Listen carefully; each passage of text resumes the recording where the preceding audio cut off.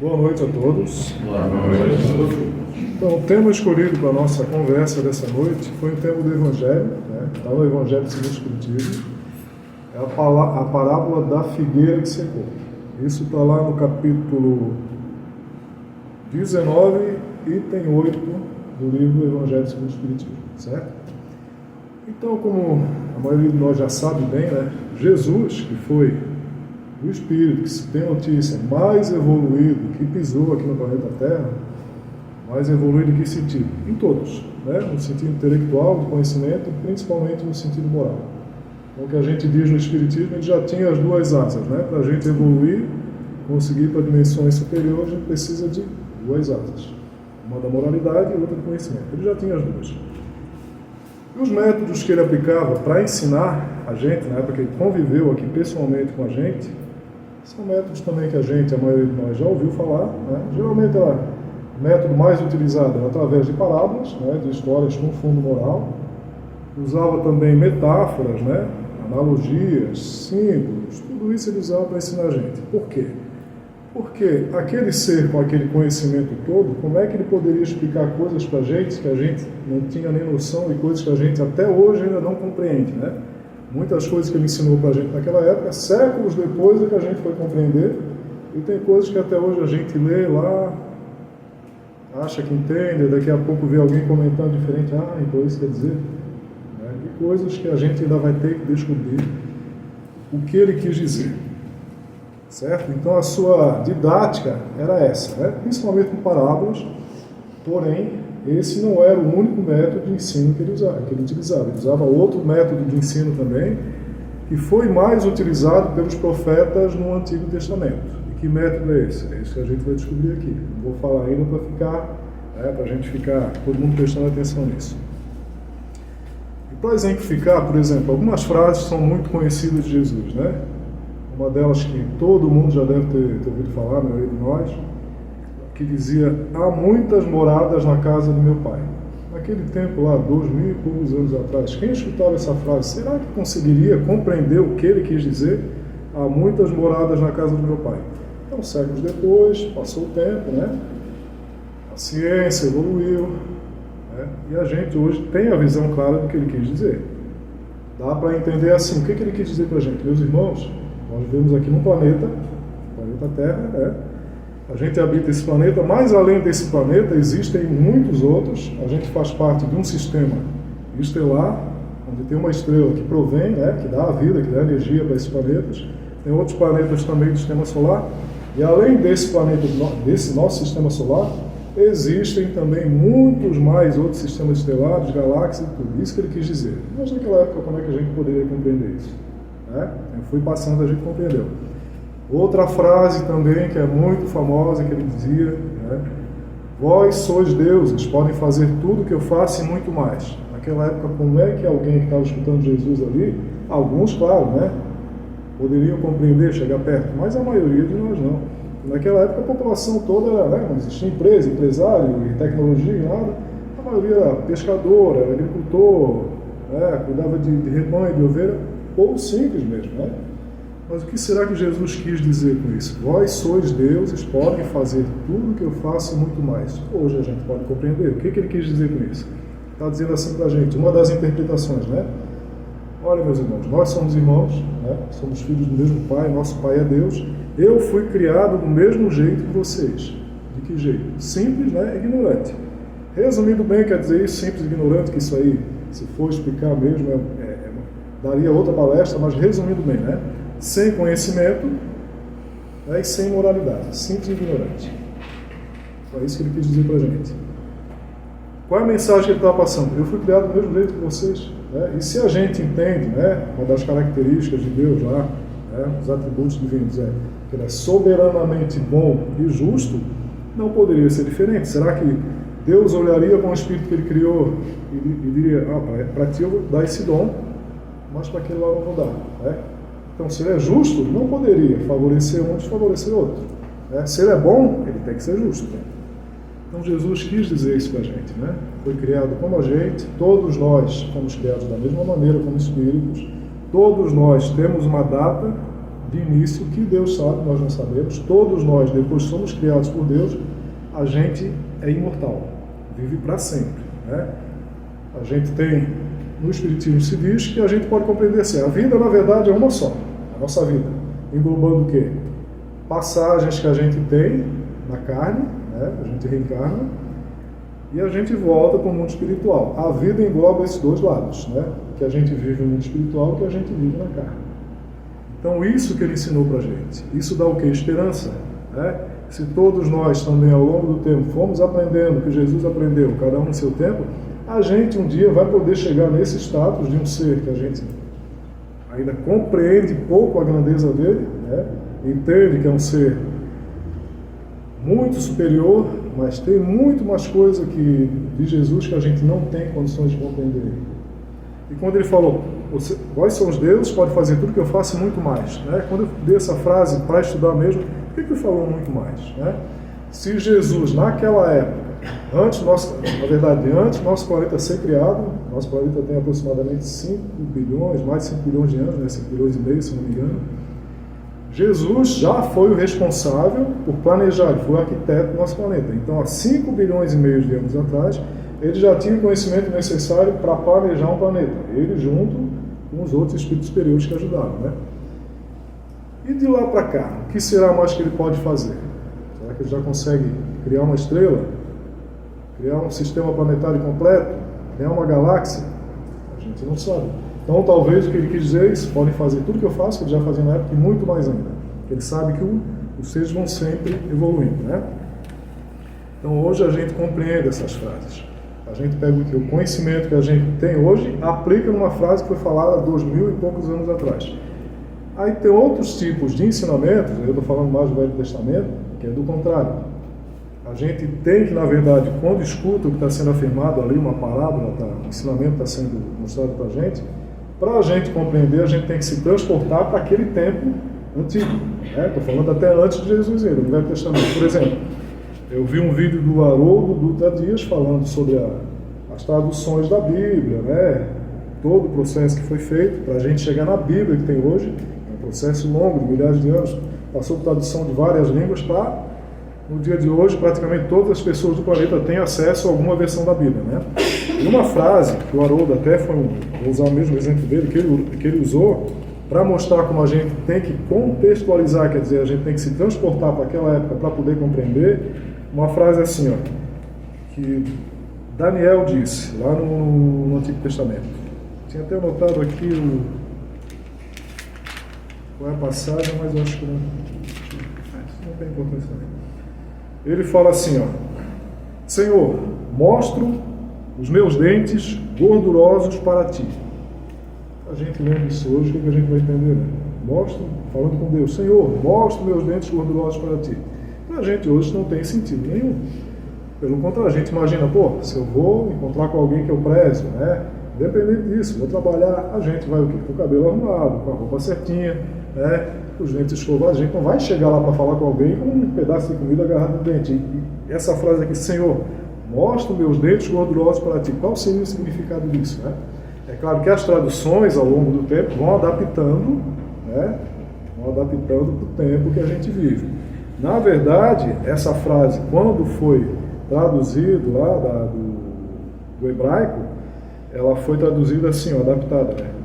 Minha alma se alegra no Senhor. Então, de dentes gordurosos, mostra meus dentes gordurosos para ti. Para minha alma se alegra no Senhor, a gente fica sem entender como é que foi, né?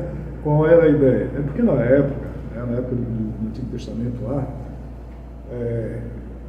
quando existia um evento maior, uma comemoração maior, o que se fazia? Se matava um boi, né? Era um evento que não era para poucas pessoas, né? Naquela época não tinha geladeira, não tinha nada. Então aquela carne toda tem que ser consumida num período curto de tempo, tem que ter bastante gente. Tem outra parábola também eu lembrei agora do filho pródigo também, que o pai, né? O pai daquele filho pródigo, quando recebe a notícia que o filho está voltando, diz que mata o meu cevado, que é o meu boi cevado, e faz uma festa também. Então, nessas ocasiões, a comunidade naquela festa se alimentava de carne, de gordura. Então, aquele sorriso gorduroso está simbolizando o quê? Nós estamos em festa, nós estamos agradecendo. Só que para a gente entender isso, não tem como a gente entender sem voltar naquele contexto. Então, às vezes, a gente pega uma frase que foi dita há milhares de anos, com o conhecimento de hoje a gente entende, e às vezes, mesmo com o conhecimento de hoje, a gente tem que voltar naquele tempo, né?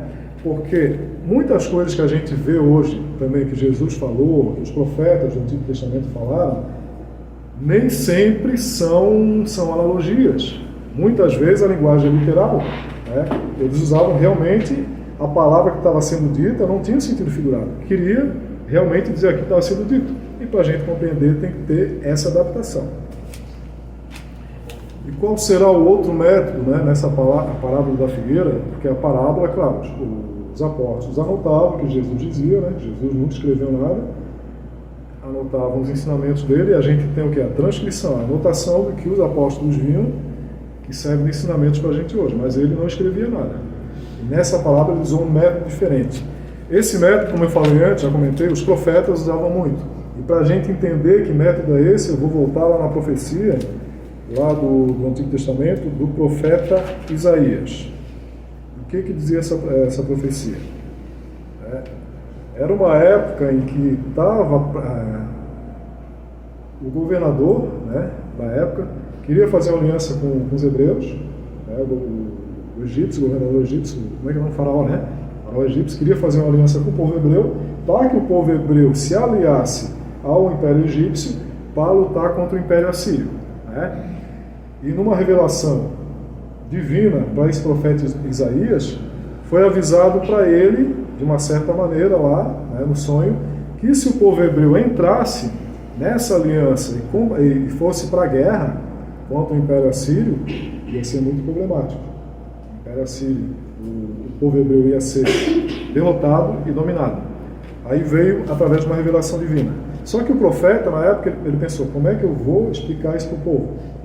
Não poderia chegar no meio do povo e falar coisas assim, porque existia também algum tipo de censura, né? Era controlado também. O que ele fez? Ele chegou lá em Jerusalém, no meio do povo, no meio da multidão, tirou a roupa e ficou pelado no meio do povo. Aí o povo olhou aquilo, imaginando na época, né?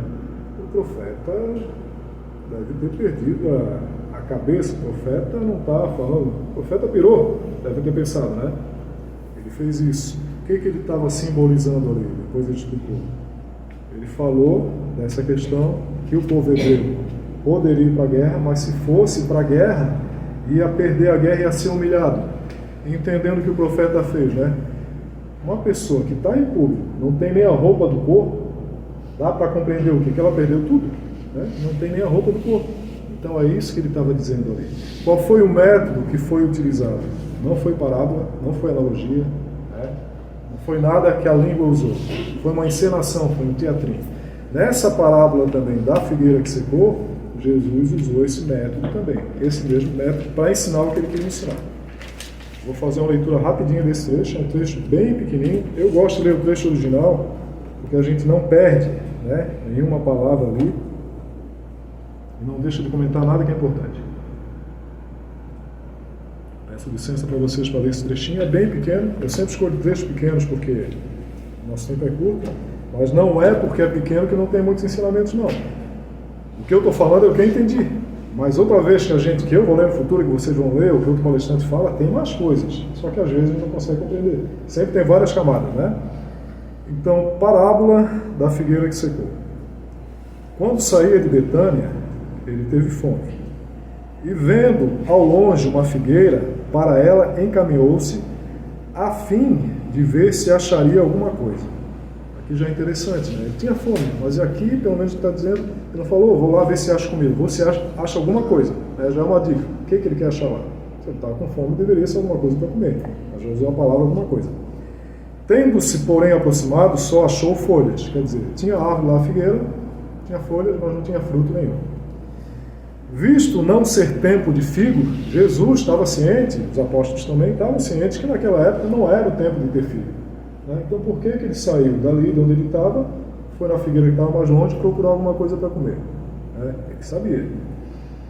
Então Jesus disse à figueira, quando ele viu que não tinha fruto nenhum, que ninguém coma de ti fruto algum.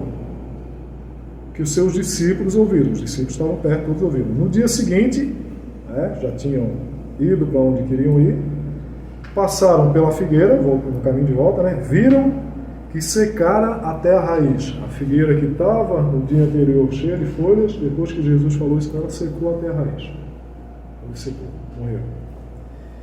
Pedro, lembrando-se do que Jesus havia dito, disse: Mestre, olha como secou a figueira que tu amaldiçoasse. Pedro, que era mais prático assim, já falou que Jesus amaldiçoou a figueira. Será que foi isso? Será que Jesus amaldiçoaria algum ser vivo?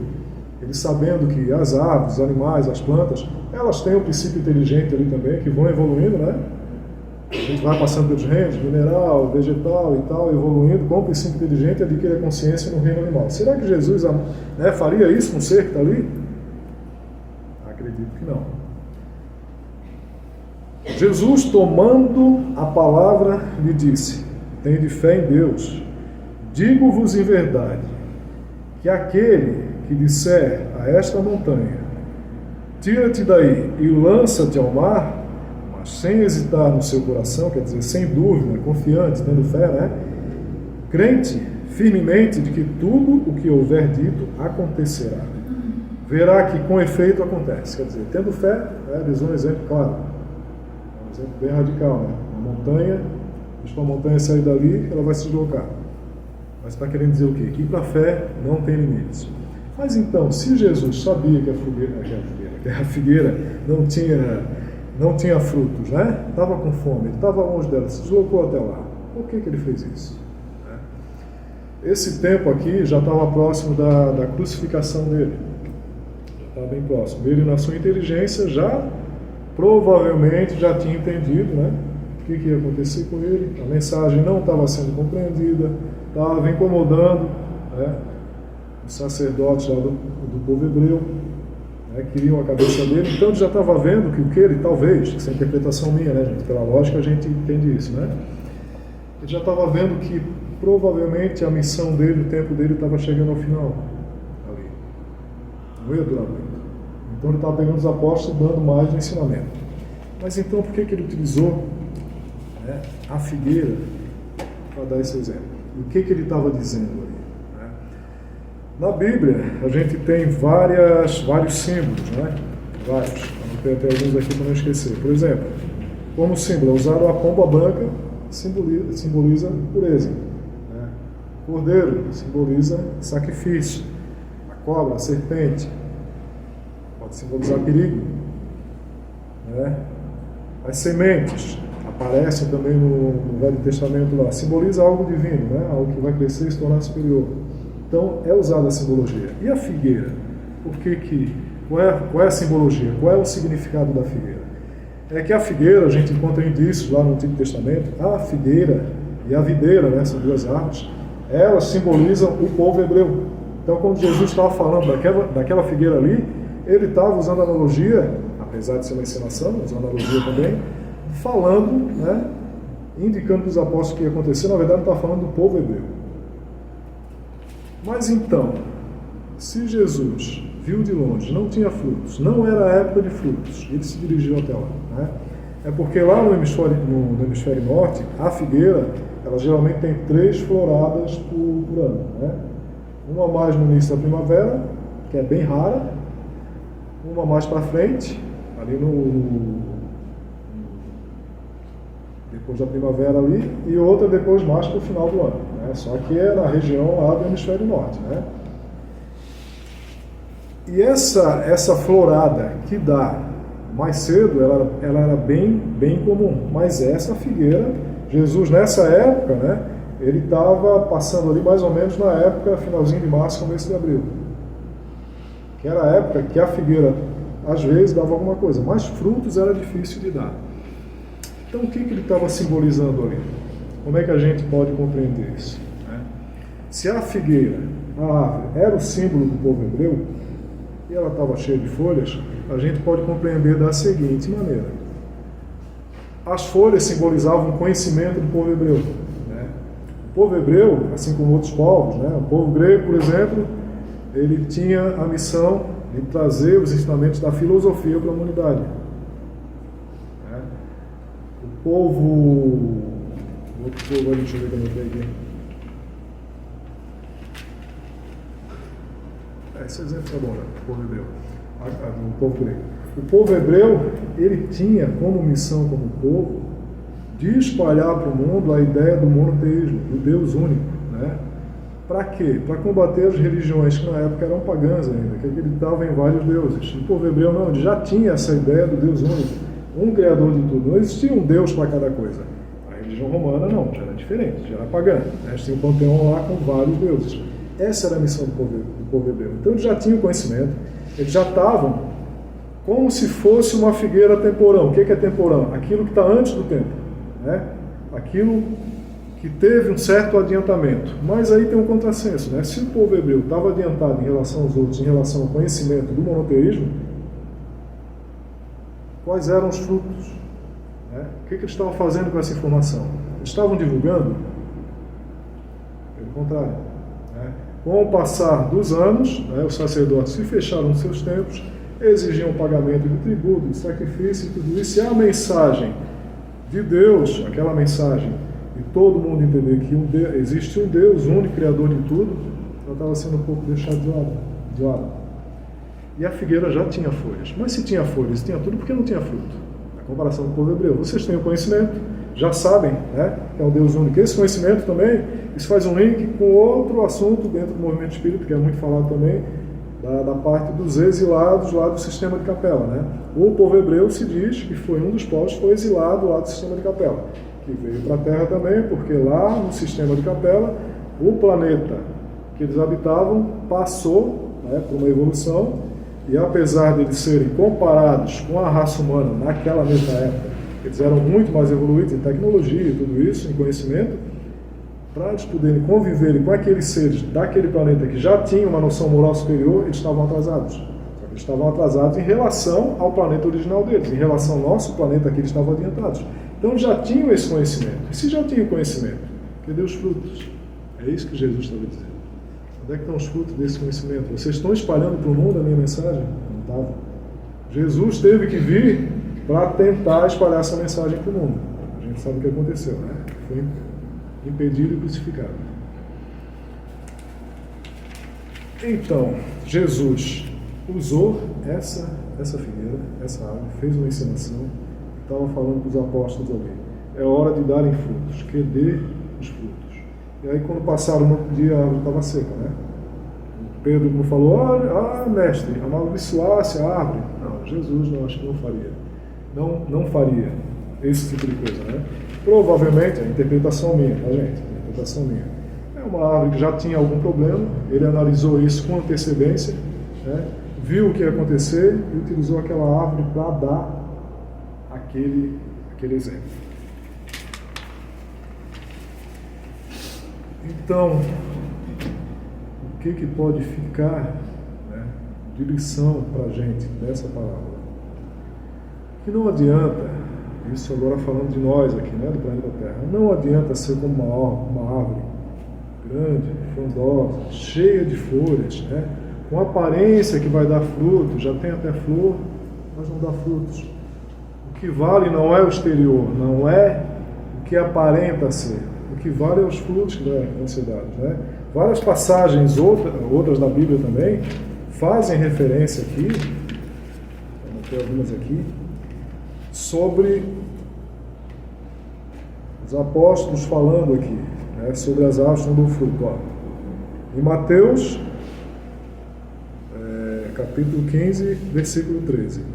Olha o que Mateus disse que Jesus falou, né? Toda planta que meu pai não plantou será arrancada. Então está avisando para o povo hebreu, né? O que eu pedi para vocês plantarem não foi isso. Se não foi isso, vocês vão ser arrancados. Outra passagem. João, capítulo 15, versículos 2 ao 6, né? Todo ramo que estando em mim não dá frutos, ele tira. Ele quem? Deus. João falando dele mesmo, né? Tudo aquilo que não é bom, Deus vai retirar. E todo que dá fruto, ele limpa para que dê mais frutos. Tudo aquilo que é bom, Jesus, Deus, eles vão fortalecer para que dê mais frutos. É aquilo que se fala, se conhece a árvore pelo fruto. Não tem como a gente plantar assim falado limão e depois querer colher uma maçã doce. Não tem como. O que a gente plantou, a gente vai colher. Né? E quais são os indícios lá no Antigo Testamento que dá para a gente realmente confirmar que esse símbolo da figueira e da videira simbolizavam o povo hebreu? Em Oséias, no capítulo 9, versículo 10, ele faz essa referência. Achei a Israel como uvas no deserto, e a vossos pais como fruto temporão da figueira. Aqui ele faz referência, né? Então está dizendo que achou a nação de Israel como uvas no deserto, que é uma coisa que deve ser uva para dar no deserto é difícil, né? Então achou aquilo ali que era uma preciosidade. E a vossos pais como fruto temporão. Aqui o que eu entendi com vossos pais são a genealogia do povo hebreu, né? Vieram de Abraão, aí tem as 10 tribos lá, os filhos de Abraão, tudo isso. Então, Abraão também já tinha esse conhecimento do Deus único. Ele tinha essa missão também. E a partir disso, o povo hebreu começou a desenvolver no planeta Terra a sua missão de levar esse conhecimento a todo o planeta, dizendo que é para adorar um único Deus. Não existe outro Deus. É isso que estava dizendo. Então, aqui a gente tem as referências, né, o que cita na Bíblia sobre isso.